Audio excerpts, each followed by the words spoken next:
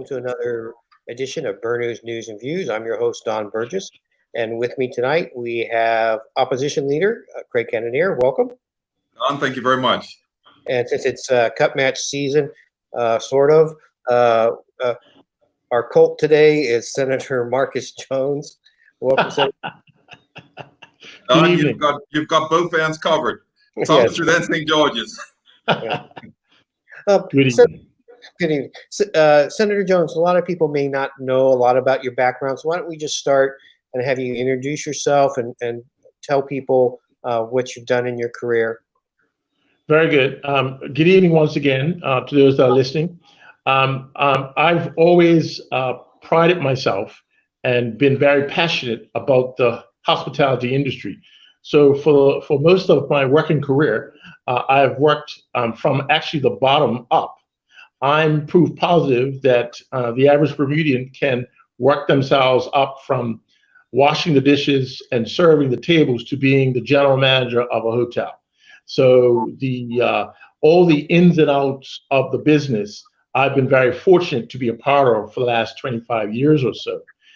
So you can imagine, Don, that at this time, coming through the pandemic, the number of those that work within the industry that have had to quite literally put their tools down and wait out this pandemic, my heart goes out to them very much, because not only is it a source of income, major source of income for a large portion of our community, but also something that a lot within the industry love to do. It's part of their passion, and we're right here in the middle of the summer.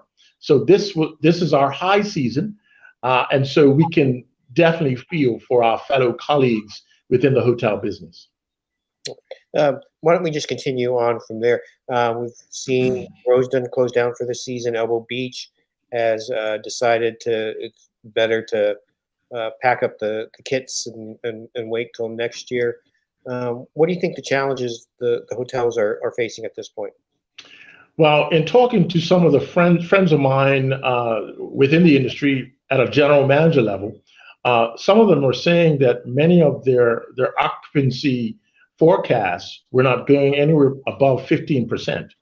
Now, any business that's going to be able to sustain itself, especially during its high season, at less than 15% of its normal revenue stream is going to be in big trouble. So unfortunately, Rosedon and again, Elbow Beach, they really had no other choice. For the future viability of the business, they had to close down temporarily.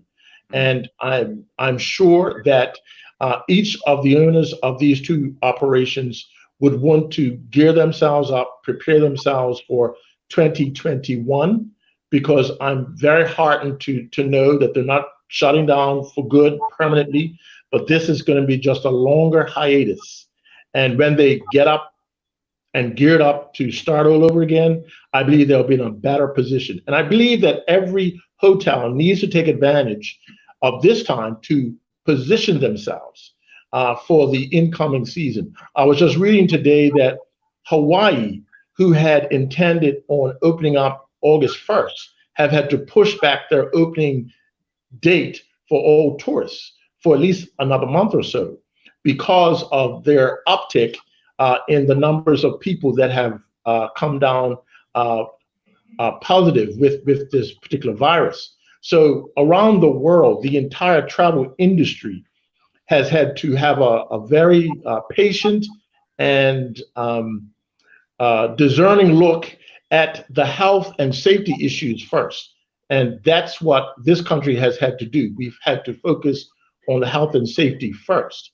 And I believe that Bermuda is in a good position now, in fact, to get ahead of our competitors, not only as far away as Hawaii, but in the southern islands in the Caribbean, because we now have proven to the world that we've had regulations in place by the concerted and combined efforts of both parties to make sure that not only our resident islanders are safe, but those coming in from overseas are safe as well. Some may feel that the regulations that's been put in place are onerous, but I believe they've been necessary, because now the industry knows that Bermuda has gone far and away above the average and normal requirements to ensure that its visitors, when they hit our shores, are going to be safe. They won't be in a place of risk of infection. And so we're happy that we can throw out the red carpet to invite our visitors here because we've proven that we can keep them safe while here. And now, Mr. Cannonier, I know that you were invited to take part in one of the government press conferences in a show of bipartisanship, and Mr. Jones was just talking about some of the things that felt like government's doing right. Has this spirit of bipartisanship continued, and are you guys happy that you're being at least asked for?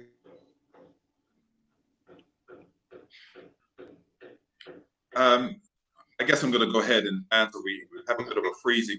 Your opinion as to how things are going? Okay, yeah, Don. First, let me say thank you for this opportunity to be able to sit with you all. And it's nice to see our Senator. Mark is a good friend of mine. Yes, the bipartisanship, if there was anything that I could say about it, is I wish it would have started a bit earlier.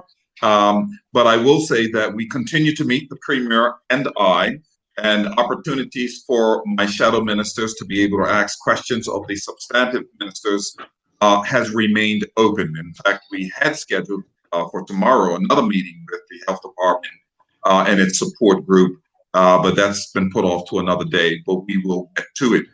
The interesting thing about COVID-19 is that it has allowed us to lay down our tools, per se, to lay down the traditional way of doing politics and really concentrate in on what's most important, and that is our people, our most precious resource. And anytime that our health and safety of Bermudians is at stake, it is incumbent upon the Premier and the opposition leader and its team to lay aside the differences that we have and to concentrate in on what is most important, and that is our people. And that's exactly what we have done.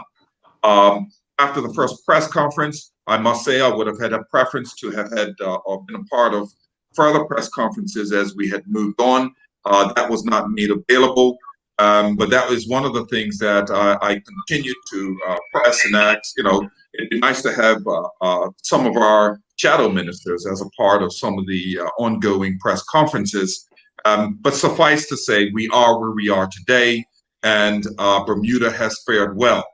And that was the number one priority for myself and our team, that we put Bermuda first in everything that we do during this health crisis. For you, either one of you, is there something that you might have done slightly different up to this point? Slightly different. As I mentioned already, I did mention we were calling for bipartisanship early on in the stages to really address the issues that we did have.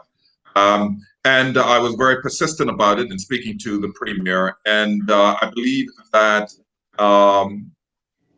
I should have probably called for more bipartisanship, meaning insisted that some of our team be at the table. We did eventually get that as we insisted, but we probably could have made a little more noise to the Premier. But he did see the validity in ensuring that Shadow Minister Pat Gordon-Pamplin, who is now, she's on the economy, looking at the economy with the finance minister. And also we had Ben, Shadow Minister Ben Smith, who was working with the EMO. I believe that we could have closed our borders earlier, which I believe might have made a difference. But then again, it was not up to us. It was again up to the government. And I believe that we came to the table. Listen, you know, it's always, we're still going through this. We could say, well, maybe we could have done this and maybe we could have done that. But we were always at the table, open to the Premier, looking to give ideas and thoughts. And we did that on a regular basis, almost weekly. We were giving thoughts and ideas as to what we felt should happen. And I'm very proud of the fact that our team spent endless hours that we never bragged about. We never talked about it because much of this was done behind closed doors. So I would have probably, if there was anything different to say, I would have insisted that we be a part of the press conferences more often. Okay. Well, Don, I would say, I would add to that. First of all, let's give credit where credit is due. I believe the government has done a good job as far as the fact that the whole world had never experienced such a crisis, such a pandemic as they did with this, as we have with this COVID-19. What I would have liked to have seen different, though, would have been a far more quicker and robust regulations placed on the seniors' homes. Unfortunately, we had, I believe, more infections and deaths coming from that sector, the most vulnerable in our community. And I believe if we were far more quicker and far more regimented in ensuring that the workers within these seniors' homes were tested earlier rather than later, I think that we could have been able to cut off a lot of the damage that we saw. I would have liked for the Premier possibly to have been more forthcoming with the numbers of masks and all the PPE equipment that was necessary at the time. I realized that he did not want to alarm the public, but it would have been good. I believe it would have been helpful if the public would have been abreast of the shortage of the numbers of equipment that we needed to be able to facilitate this particular pandemic. But otherwise than that, I believe the government has done the best that they could with the assistance and help of the bipartisanship from the OBA. And as our leader just stated, that was a critical part. We could not have politics as usual. And so I believe it showed great strength and leadership on the part of Craig Cannonier to offer the services of the OBA early in the game rather than later. And so I really feel that some things could have been done differently, but overall, we respect and we give credit to the government. Oh, very nice. As a citizen, it's always good to see both parties working together for the betterment of the whole country. I think a lot of the public have really appreciated that. To the people that are watching, just we can see your live comments as you post, and we appreciate everyone that's watching and posting up to this point. If you have a question for either Mr. Jones or Mr. Cannonier, you can post it while we have this hour or so together, and may get to them to answer the question for you. Under the OBA, what do you think should happen over the course of the next year? We know that government has rejected some work permits in certain categories because of the expected unemployment of Bermudians over the course of this next year. I know you've made some statements about some of the outright rejections. But what do you think we can do to help get Bermudians back to work, or does that involve retraining? What other programs might be in place to help maybe shift people from one industry to the next? Yeah, let me start off by saying this here. COVID-19, this pandemic really has caused us to question everything, quite frankly. It has given us time to question our politics. It has given us time to question our health system and how we run our health system. It has given us cause to look at the way that we run government itself, how we finance government, and where our priorities are. With one virus, really has brought to light that the system that we are working within and trying to use to apply to keeping our people safe, keeping them working, keeping them fed, has major challenges. And what we now need to start looking at as far as today and the future is concerned is how do we now adjust this system to ensure that no one gets left behind. And we are seeing massive holes within the system now that, quite frankly, we might not have moved swift enough had we not had the pandemic, this virus. So now what we need to really batten down is what is the priority right now? where do we go from this here? We're now moved out into phase 4, and we're looking to where our borders are beginning to open more and more and more. And we are still concerned about where this COVID is going to take us. We want to get the economy back up and going, Don. And so the focus now has shifted now that we have handled the situation well as far as COVID and continue to manage it. The focus now really is what do we do about getting our people back to work? And so we now, as I said, the shift has been that COVID has caused us to question everything. And so we as leaders now need to sit down and say, where do we place priority when it comes to our finances and how we help our people get back on its feet? You know, it's fine for us to say, well, you know, we're going to open up the borders. But in no way are we going to be back to pre-COVID time. And let's just take a look at the greater picture here. The whole world economy has shifted here and taken a hit. But we took a hit back in 2008. And if you take a look at the economy, it has continued to contract. It has continued to slide down revenues. And we have a major, major problem there. The only blip that we had since 2008, we've been into the recession, was during the time that OBA was governing, and we had these infrastructure projects that are in place that stimulated the economy, where we saw that revenues were increasing and that we were doing more to get our people back on its feet. And that's why in 2017 in July, when the election took place, we were calling from that day right on up to pre-COVID, listen, we need to be doing more to stimulate the economy. It's kind of like saying, you know, your mother tells you, listen, you know, you need to put a couple of dollars aside because something's going to happen, you know? You need to make sure that you got at least something there to help you out for the next day that you're out of work because you had an accident or whatever the case may be, something unforeseen. Well, the unforeseen has happened. And here we are now, still trying to figure out what it is that we're going to do with the economy.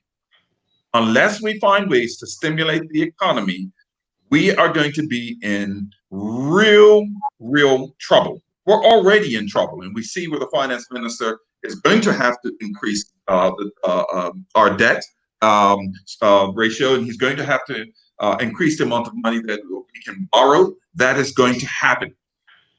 At the same time, we need to be opening up our borders. We got far too many young people who are not working. That is a major concern. They are looking to come home. They want to be here. They want to work. What are we doing about that? We have too many people already being laid off prior to COVID and now with COVID in masses. Businesses are closing down. So we now need to look at what is the fundamentals that we need to do. And that number one fundamental is this. We need more money being spent on the island. And that only comes with people. It's fine to say that sorry, Don. You sort of just cut out there. It comes with what? It comes with people. Yeah. The circulation of money and finances is attached to people. The less people we have on the island, the less money there is to circulate. And in Bermuda, we need to ensure that Bermuda understands we have no natural resource that we can back up, that can back us up, that we can rely on.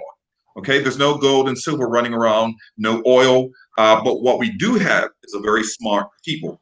And we have been able to become a wonder of the world based on taking care of our people. But that meant that our borders were open. And I don't mean, you know, just letting anyone in. I'm talking about allowing investors to bring their money to Bermuda so that Bermudians can thrive. And until we get around that premise and ensuring that Bermudians understand, we want everyone to come home, but if there's nothing to come home to, then we still have the challenge. We're not keeping the standard of living that we now do have. So that standard of living will only come as investment comes into the island. And with investment, people will only come if they can trust the jurisdiction that they is looking for their investment. So we need to start there. But how do you create jobs and get that investment in? I mean, it's fine to say we need more people, but the average Bermudian will be, I think, rightly insulted. Like if you bring in all these people from other countries to come and work when they're not being taken care of. So how do you meet both? And what specifically are you looking for in creating jobs to help stimulate the economy? I couldn't agree with you more, Don. I could not agree with you more. The priority has always been to ensure that Bermudians can work and make a good living. So we don't want to go off of the premise that the assumption that yes, we're saying, more people, and we're going to be taking jobs from Bermudians. That's why we have an immigration policy, to ensure that Bermudians come first. And if we are enforcing that rule, and if we go back to the glory days of, the 80s and the 90s, where we were making, there was enough money going around for everyone to make a good living, that was because we had real investment coming into the country. And the question you have to ask is, what are those who wish to invest in places like Bermuda looking for? What exactly is it that we're looking for? We do not compromise Bermudians. That's number one cardinal sin. We're not going to compromise any Bermudian, and that should never happen. That's why we have the immigration policies that we do have and the laws that we have put in place. But if you take a look at right now, when government said, we're not renewing permits, well, what happened? Bermudian businesses are going out of business. Now, they may have had 2 and 3 expats here, but they had 5 Bermudians that were working, and now that is all at jeopardy. So when I say that we need to get investment, I'm not talking about bringing tons of people into the island. I'm talking about bringing a high net worth people here, where we know that along with that comes major investment into the island. I'll give you an example of that. America's Cup. We looked at a program that could bring into this island over $300 million into the economy. That was good for Bermudians. And I know some have argued, well, not all Bermudians were able to participate, but it gave an opportunity for regular Bermudians to be able to make good money. And so we now need to start looking at what is it going to take in order to get that investment here. Remember, there's no Bermuda dollar. I need for everyone to understand, we trade in US dollars. And the only way to get that US dollar here is to ensure that we get investment into the island. And we put out an article not too long ago. Cole had that article, 21-point plan on how we now need to start looking at our infrastructure. We need more infrastructure projects going. That comes with ensuring that investment comes into the island. Again, you take a look at, we're discussing the SDO up in Brittles Bay. The government is looking at that, and they're making changes to the property and how it is zoned to ensure that investors come and buy land in Bermuda. Now, along with that comes entrepreneurship, and these people come. But these properties, quite frankly, most Bermudians are not going to be able to afford. So the fundamental really is, what is it going to take? And we've heard it over and over and over. Bermuda First, Sage Commission, and the likes, putting out what they believe to be the fundamentals in order for us to get to that. And we're a bit at a stalemate, because when everyone talks about immigration, there's a fear that people are saying, let's just bring all these people into here. Well, that will never work. These people have to go somewhere. So, the premise that the OBA just wants to bring a flood of people into here and Bermudians will come second is so far from the truth. I just can't believe that anyone would think that. This is about putting Bermudians first. Got to get the investment money here. Right. So what do you think is an easy one to accomplish that goal then? Well, if I may, Craig, I believe an easy, obvious one is to see if we can bring high net worth people here that can set up their offices here in Bermuda, bring in their staff, have the support within Bermuda that can actually add jobs to this job creator. So we must be a jurisdiction that high net worth investors can feel comfortable with bringing their money and letting their money stay here. And we've heard suggestions made about different properties that could be used to house these type of people. And there are different places around the island where that can happen. That's just one example. Of course, that means doing some creative, innovative changes and amendments to our existing immigration policy without putting out our fellow Bermudians. And I believe the leader has made that point very clear here tonight and other times in the past, that the OBA believes in Bermudians first. There will never be any different policy that we would even consider. So with that in view, we need to, as Bermudians, be willing to step out of our fear, recognize that we're not going to allow people to come and take our jobs. We want to be able to bolster the economy by bringing more people that's only going to be coming if investment comes. People follow investment. And so that is the drive and the push that we are looking at from this side of the aisle. How do you think cannabis reform fits into this? I'm sorry, I didn't hear your last question. Sorry. How do you think cannabis reform fits into creating jobs for Bermudians? What's the OBA stance behind that? Well, cannabis reform, let's put it this way. If the PLP government is looking at cannabis legislation reform as an economic stimulus, I think that is a bridge built that can't go as far as it wants to go, because as much as the government's intention is to lighten the prison and punitive element of cannabis usage and the misusage of and commercialize it, it could never do what this country needs. Understand, Don, true economic stimulus comes from foreign dollars coming to this country. To just circulate money that's already here around the community is not good enough. So intentions may be good, but it is not the silver bullet as far as economic stimulus is concerned. Okay, we'll take the economic stimulus out of it. What do you believe about cannabis reform? Should some of the penalties be taken away from people? Should this be allowed to be an industry in Bermuda? Well, there was a survey done last year where the people of Bermuda were asked how cannabis usage should be handled. 58% of those surveyed stated that anyone caught with drugs, cannabis that is, should not have to suffer imprisonment. They should be mandated to take drug treatment and be educated on it, but the majority of the country does not want the punitive remedy to drug misuse on the island. That's a stated goal and intention of the public at large.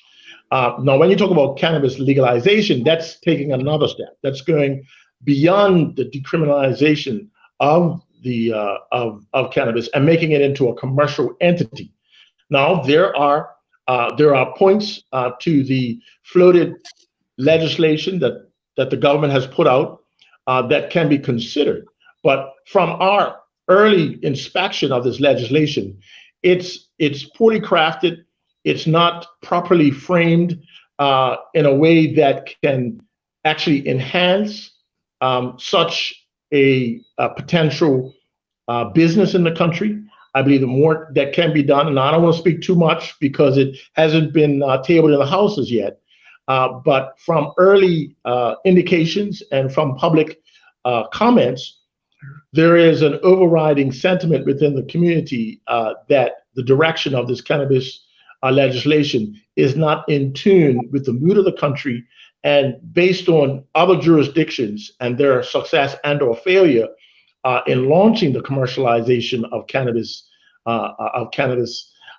it's not really in step to fostering an environment where the average Bermudian can be able to profit and benefit from it, taking this illicit drug market out of the shadows and putting it out into the scrutiny and usage within the public. There are some issues there. So, Don, in a nutshell, I don't believe at this point that as much as we want to take away the punitive part of it, I think that's already been agreed upon, to take huge steps to go into the commercialization of it without looking out for the average Bermudian. not taking care of those that are vulnerable in our community, the country needs to step back and have another look at it. Okay. Interesting. Yeah. You want to add anything to that? Well, it's a hot topic. Yeah. Obviously, this is for me, initially, my position many years ago was no.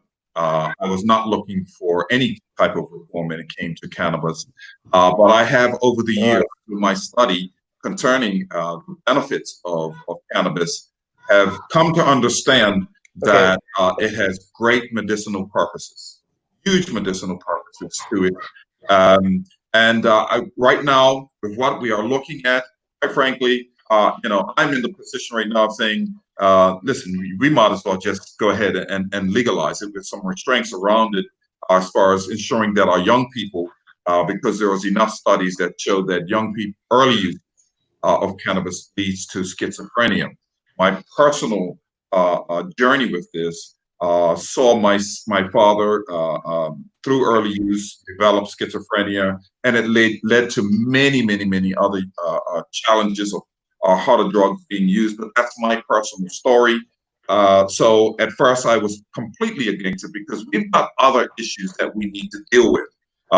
It's fine that we're discussing this whole issue of cannabis, because I believe that many people would like to see some changes there. But the most important thing we must remember is, in the event of expunging someone's record, which is great, we'll do that and we'll see that happen. It does not change the fact that they are still on the stop list. And I believe that that was one of the main motivators behind looking for reform. So if you have a record right now, you still have to write in order to travel to the United States. And that has caused much angst for many of our young men who unfortunately were put on this list, who never had the opportunity to go away, to go to school and the likes, because of this stop list. And I believe that that was one of the major concerns. Now that we have heard from the American Council saying that this doesn't change, that continues on. When you look at the bill that has been put forth thus far, there's still a criminality to cannabis. And so, there are still people who are going to be, with possession of a certain amount of cannabis, put on the stop list. And so we need to be patient. We need to ensure that this is comprehensive. And what's coming through right now is not comprehensive. And in my estimation, it might make one or two people a few dollars. But for the general whole, I don't see it happening. I just don't see it happening with the form that it is in right now. And so you're going to get amongst the OBA varied opinions and approaches to this thing here. And that's what I appreciate about the voices within the room. Don, you did mention, sorry, go ahead. Well, part of the thing you mentioned, like, it won't affect the people that are already on the stop list, but what about the next generation coming along? Won't this be able to create a barrier so that they aren't on it? So that we have a whole, creating a whole nother generation of people who will have problems traveling to the U.S. Right. Yes, you're right. You're right, Don. Future persons with the discrimination of the cannabis would be in a better position. The punitive side of it will be taken away from it, and I believe that we can all agree that that's a good thing. And as the leader just said, unfortunately, for those that may have made a bad decision, poor judgment, and found themselves in trouble with the law when it comes to cannabis, they unfortunately will have to continue doing what they're doing now, applying for a waiver to go to the United States. But you're right, future persons will be relieved of that burden of having to reapply, because it wouldn't be a part of their record. Yeah, the one part that I am getting at on, though, is over a certain amount, there's still a criminality to this. So people will still find themselves, if they're caught with over 7 grams, they can find themselves incarcerated, and they can find themselves once again back on that list. no, if we want to say a stepping stone as far as decriminalization is concerned, that's the way to go. I again, wading through this thing, I agree that we should be decriminalizing it, but at this position, I'm of the opinion that we should be more comprehensive and move towards legalizing it.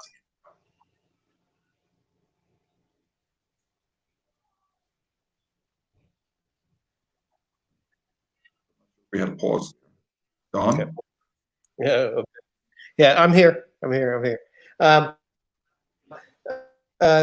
We saw government announce on Sunday the beneficial ownership list will be open to public scrutiny. Right. I know former Finance Minister Bob Richards talked about this today, and in the past, the previous finance ministers or shadow finance ministers like Nick Kemp have talked why it didn't need to be open. Has the OBA changed its position since then? Not at all. You know, I was with Bob in 2013 and 2014. We spent quite a bit of time working with number 10 Downing Street in London with the EU and many of the challenges that come with this public register. It's important that Bermudians understand that we have had beneficial ownership, and we can tell you who owns what. Jurisdictions like London, jurisdictions like many of those in the EU, like the United States, could not tell you who owns what. And Bob was very clear at that time when he was finance minister. Listen, if this is the road that we're going down, then you go first. You set the standard. You lead the way. But we as Bermuda are not going to be the ones who are going to lead the way. And I appreciated that stance. So until it becomes a global standard, then listen, why would we be the first ones out of the block doing this here? Also, just know that this here, and I know Bermudians are probably wondering exactly what this is all about.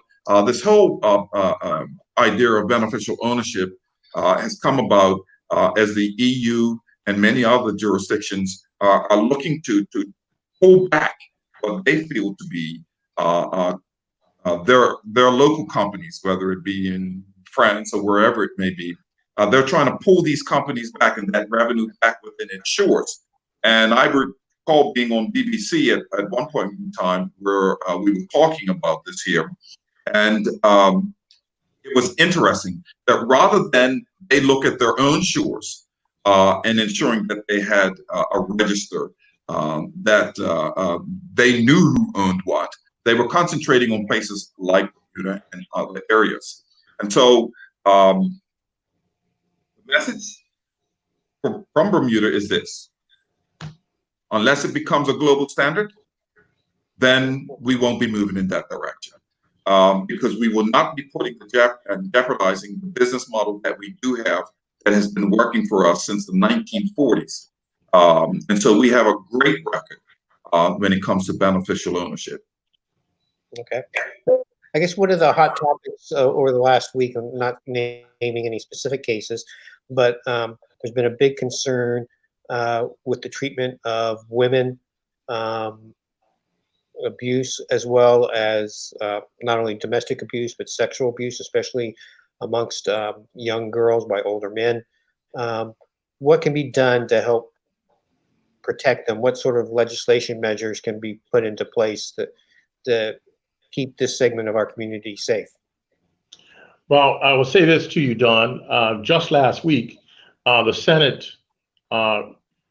resolved to pass legislation, which was an amendment to the criminal code that actually passed the law when it comes to luring, which is when a man or woman or any adult brings a child, a minor, and goes about trying to get them or trap them into sexual activity, assault, or by any means, whether it's digital or whether it's the normal traditional ways. So that's one area that we beefed up the legislation to protect. Especially there was nothing within the laws that protected that between the age of 16 and 18. those under the age of 16 were considered minors. And if an adult took advantage of them sexually, then the law was strong enough to deal with that situation. But we were able to close the loophole there. But along with more legislation to beef up our enforcement of these laws, there needs to be greater education within the schools, within families, within homes, where not only the younger ones that can be potential victims, but also the young adults, men and women. We need to get on them as well to cause them to realize that the consequences of their actions are going to be harsh.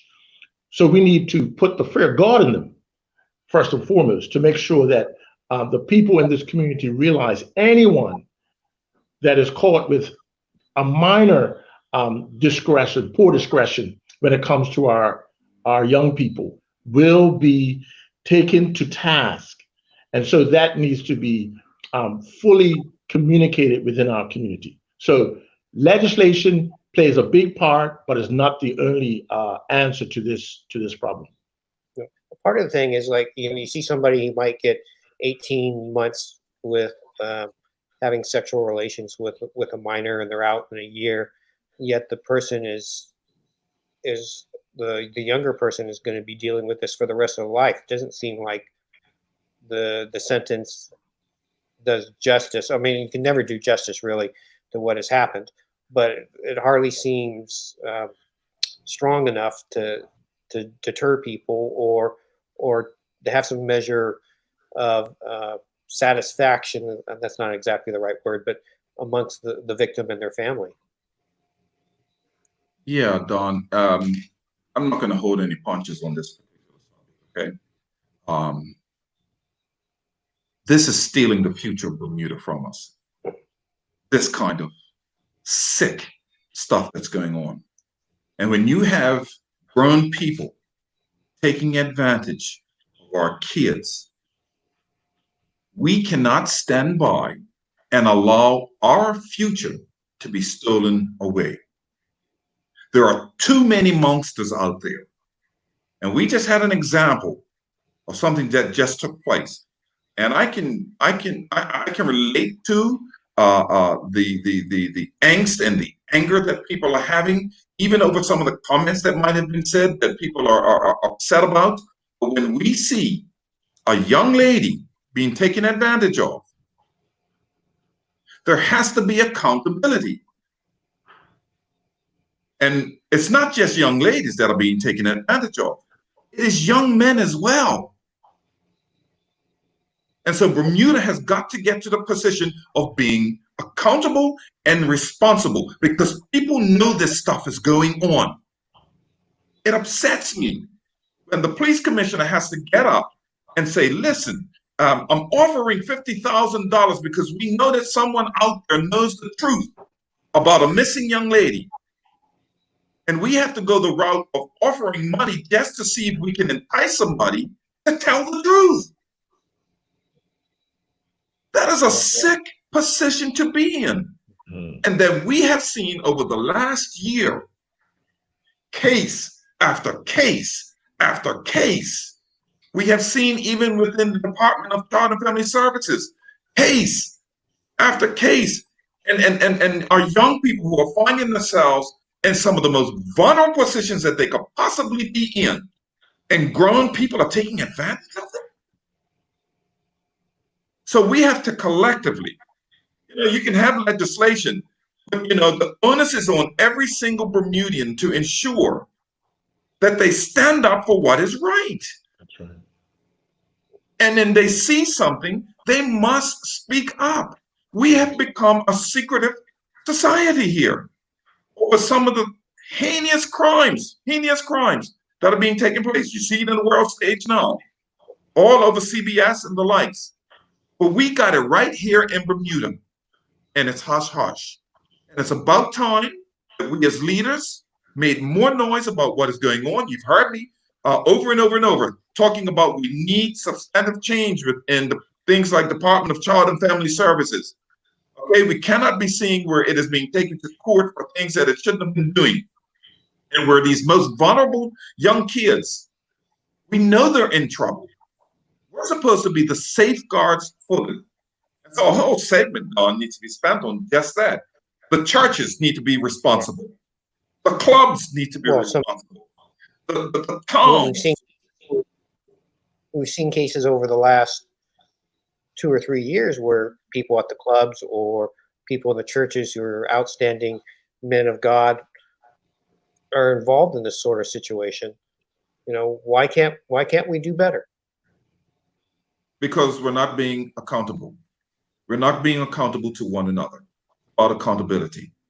And when we begin to respect one another, it doesn't matter where you're coming from, everyone in Bermuda should be shown respect, and we should be showing accountability to one another. When I came along, and I'm sure when Marcus came along, and I don't know your age, but when we came along, there was accountability. I can remember riding on a bike at 15 years old, and you're supposed to wait till you're 16. Before I got home, my mother was standing at the door. Okay, accountability. Because someone saw me and said, no, this boy, we need to rein him in before he gets in bigger trouble. And that's not what's going on right now. There's too much of this going on. And the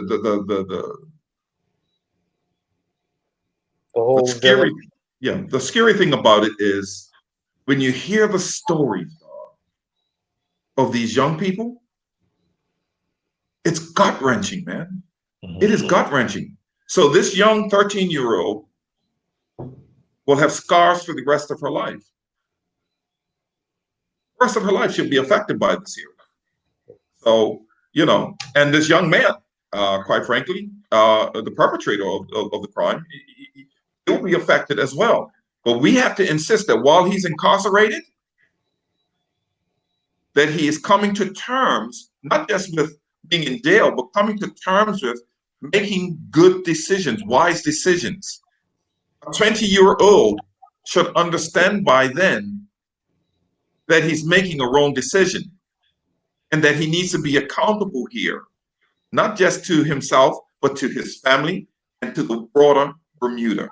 And that's where we need to be standing on this here. And he needs to be in some kind of rehab courses, whatever it takes, to ensure he gets the message, not just being incarcerated, but he gets in his mind and understands that the mental process that he went through and that decision was wrong, and he needs to make better decisions.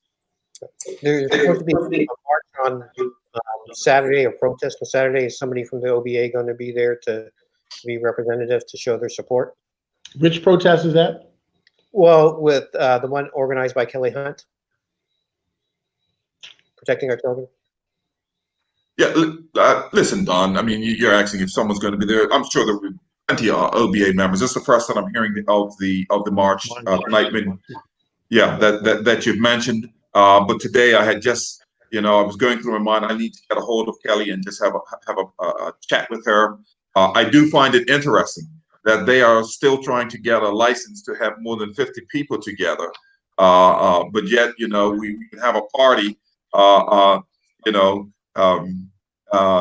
have it get a license overnight almost to have a party and a dinner. But yet, for a cause like this, standing up for our young people, it takes a little while to get a license. Right. I did have that actually on my list of questions. And since you mentioned it, we'll segue to it. Looking back at the incident at Blue Restaurant 2 weekends ago, what lessons do you think we can learn from that? Well, I think the number one lesson is no one is above the law. I think that is the overriding lesson for this whole community. And it's unfortunate that leaders within our legislature showed poor judgment. Now, that's the past. We've moved past that. Now, moving forward, I believe that everybody should get a full understanding now that no one can slink past the law, because it's a matter of health and safety to everybody. The penalty to Blue was to be shut down for 2 weeks. Too harsh, just right, too lenient? I guess I've already made my statements concerning it. This was not about the restaurant. This was about leadership and setting the example. And I still feel that way. I recognize that Blue has been closed down. I believe that there are more questions to understand as to the investigation into Blue, what the results were of that investigation, and how they came to the terms of 14 days. And so we will be asking those questions of the minister, substantive minister, how they came to that conclusion. But at any time, when you have ministers at a function, it could have very easily been corrected from the very beginning. And there's no way that the restaurant management would have not complied to the guidelines if they fell outside of them. Ministers there who could have very easily said, these are the guidelines, we need to hold to these. And so I don't place the onus necessarily on the restaurant, because you had basically two leaders there who could have gotten it right from the beginning and insisted that it be right. Before we finish up tonight, just the Black Lives Movement in Bermuda and the social justice Bermuda, both of them working at making things better here. What do you think that's happening? What do you think should happen as they go forward? Well, this movement has taken the whole world by storm, and Bermuda has been no exception. I believe the main push of the group here, and hats off, and I forget the names of the two young ladies that spearheaded the protest a couple of weeks ago that saw the numbers balloon up to, they say, over 7,000 people, the largest Bermuda's ever experienced in a protest. I believe that moving forward, the country at large should go beyond just public protests, but it should be ingrained in the hearts and the minds of people, us as legislators and the average Bermudian, that everyone should be treated equal. In the words of Martin Luther King, that people should be judged by the content of their character, not by the color of their skin. And I believe that more and more we're seeing the social injustices of the past. And we got to admit there has been improvements. If we all went back, I mean, I sit down and speak to my children who are now in university, who are bombarded with the social injustice themes that they face in their university lives. And I had to give them a history of Bermuda, how back in the 40s and the 50s, where people were not given the power and were disenfranchised from being able to vote. Democracy was seen to be mishandled, to where we are 50, 60 years later, when everyone can vote, where Blacks fill leadership roles in every sector of our community. I laugh with my my American friends who boast that they had a Black president to come on board in 2008. We've had a Black leader since E.T. Richards back in the early 70s. So we're ahead of the game. And here's the important part, Don. A lot of people try to project the racial issues from the United States to Bermuda. Yes, we do have our challenges even today, but the same story, our story is not the same as America. I believe that we're far more progressive in that area, but we still got a little ways to go. So hats off to the organizers of this Black Lives Matter push, and I'm hoping that it'll be an impetus to even create more awareness and to level the playing field even more, regardless of your race, your ethnicity, your gender, your orientation. All those things should not matter, and I look forward to a future where that is not the case. Yeah, just one last question. Mackay Dickerson says social justice Bermuda has gone beyond protest. We continue to this day fighting for social justice in Bermuda. Why have you not spoken up in support? Support of social justice? Social justice in Bermuda. That's the group that Kristen White, sort of like a front person, the marches to the U.S. consulate. Listen, he's asking the question. Why are we not? Is that what he's saying? He said. Don? Just want to make sure I got the question correct. He said, "We continue to this day for social justice in Bermuda. Why have you not spoken up in support?" We do support social justice in Bermuda. Let me go back to some of the fundamentals of what I personally believe in. Listen, the best social program is a job. There are many social injustices that are going on within Bermuda. And I don't know of anyone within the OBA that does not support that plight. We have watched very clearly. If he's asking why have we not come out and I guess marched with them, I know many members that were at the Black Lives Matter. It would be good to listen and sit down with some of the members to find out exactly what direction are they wishing to go with some of these things.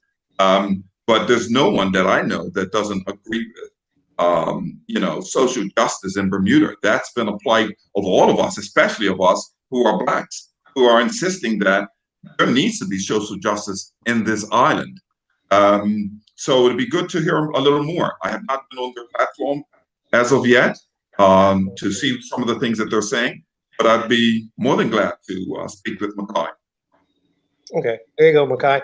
We got an open invitation for a meeting. He points out it's a group. Yes, you, Kristen, the other I can't think off the top of my head who else is that I've met with, but all of them. We need to wrap up, so just a last word. Senator Jones, we'll start with you.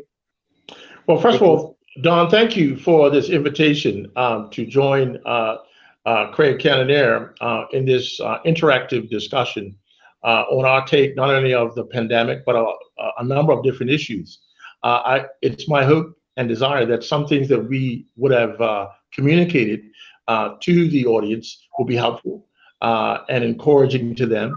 I have great faith in Bermuda. We have been able to endure hurricanes, deep recessions, all sorts of challenges, and we've been able to fight through it and persevere. And I believe that on the other side of this crisis, once we put our heads together, we're going to come out shining. Thank you, Don. All right, thank you. Opposition leader?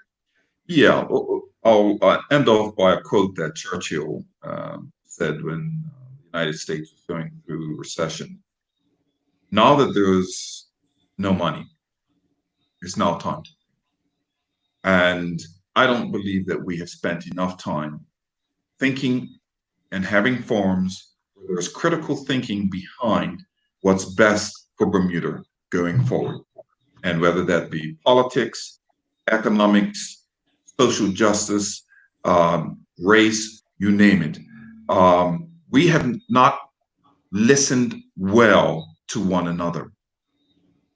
I can say that based on what I saw at Black Lives Matter March, that Bermuda made a huge step from that forum in moving forward. It made a huge step because it gave the opportunity for Blacks to be able to once again stand up and say what they believed in. But yet at the same time, whites stood up and said they too are tired of the injustices and they would like to see a more fair.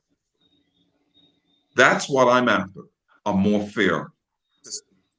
And whether that means changing the Westminster system and our politics, then I'm all for it.